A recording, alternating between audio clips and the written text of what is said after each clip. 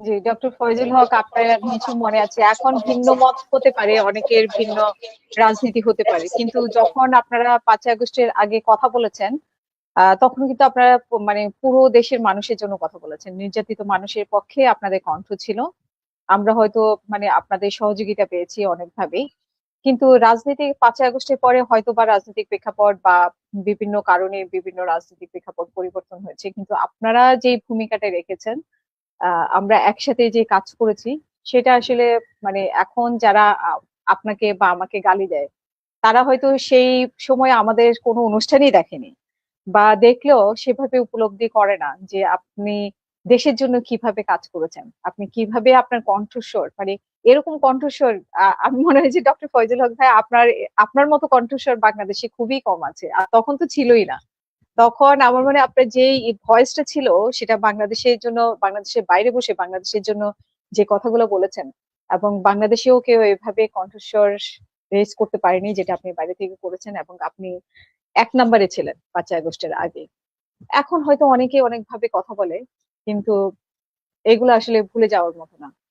তো আমি ডক্টর ফয়জুল হক, আপনাকেও এই জুলাই মাসে আপনাকেও স্বাগত জানিয়েছি। আপনি, আমরা বলবো যে আমরা প্রবাস থেকে মানে আপনারা যেভাবে কষ্ট করেছেন, যেভাবে মানুষের পক্ষে কথা বলেছেন, আমি মনে মনে করি যে জুলাই যোদ্ধা কিন্তু প্রবাসীরা, মানে প্রবাসীদের অবদানটা কেউ স্বীকার করে না এখন, বাট তখনই আপনারা প্রবাসী বসে যেভাবে কণ্ঠস্বর ইয়ে করেছেন, এই জন্যই আসলে জুলাইটা বা 5ই আগস্ট হয়েছে, মানে এটাও একটা কারণ ছিল।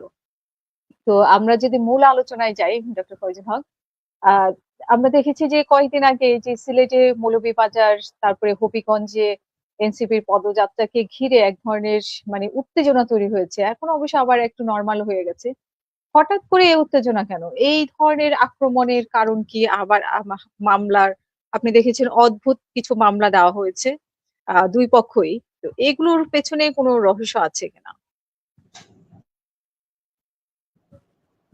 জি আপা, বিষয়টা আপনি সঠিক বলেছেন যে বাংলাদেশের বর্তমান রাজনীতিতে আপনার আমাদের সকলের এই জায়গাটা আমি শেষ করে দিচ্ছি 1 মিনিটে, সেই অবদানের কথা জাতি মানে স্মরণ করছে। আর আপনি আমরা যারা কাজ করেছি, নিশ্চয়ই আমরা কোনো কিছু পাওয়ার উদ্দেশ্যে করিনি, আর সে কারণে এখন পর্যন্ত আমরা কোনো কিছু পাইওনি বা নেইওনি। তবে একটা জিনিস পেয়েছি, মানুষের ভালোবাসা, আন্তরিকতা, যেটা আপনি পেয়েছেন। আজকের এই হাসিনা আক্তার পৃথিবীর যে প্রান্তেই যান, আমি তো জানি, আমি রাজনীতি করি, মানুষ স্মরণ করে, 2-4 জনের নাম বললে আপনার কথা বলে যে আপনাদেরকে এই চ্যানেল থেকে দেখেছি, হাসিনা আপার চ্যানেল থেকে দেখেছি। তো আমি মনে করি আপনারা বাংলাদেশের অনেক বড় বড় দালাল, 10-12টা বিখ্যাত মিডিয়া থাকলেও তার চেয়ে একটা মানে ছোট্ট মিডিয়া বিদেশের মাটিতে বসে মাত্র একটা লিঙ্ক ক্রিয়েট করে এইটাতে ঢুকে এভাবে কথা বলা যায়, সেটা আসলে আপনারা দেখিয়েছেন এবং সাহসী যোদ্ধা হিসেবে কাজ করেছেন।